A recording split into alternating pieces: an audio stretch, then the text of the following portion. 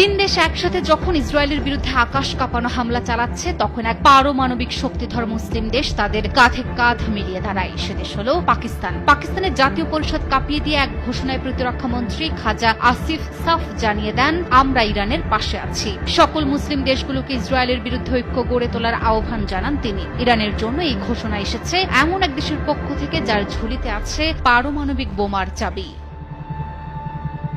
শুধু তারাই নয়, এবার আরেক মুসলিম দেশ তুরস্কের প্রেসিডেন্ট রিসেপ তাইয়েপ এরদোয়ান রেগে আগুন। ফোন দিলেন আরেক মুসলিম দেশ সৌদি আরবে। সৌদি আরবের যুবরাজ মোহাম্মদ বিন সালমানের সাথে ফোন আলাপে বললেন, আঞ্চলিক স্থিতিশীলতার জন্য সবচেয়ে বড় হুমকি বেনিয়ামিন নেতানিয়াহুর ইসরায়েল। এরদোয়ান বলেন, চলমান উত্তেজনা কমাতে ইসরায়েলকে অবশ্যই থামাতে হবে। তারই ফোন আলাপ বলে দিচ্ছে যেন গোটা মুসলিম উম্মার একসাথে হেঁটে চলা।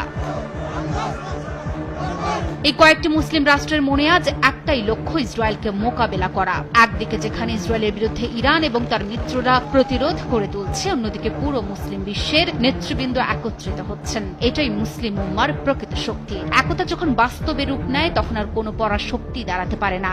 জাতি, ভাষা ও ভূখণ্ড আলাদা হলেও ইমানের বন্ধন যেন সবার অটুট, আর সে বন্ধন আজ ইসরায়েলের ঘুম হারাম করে দিয়েছে।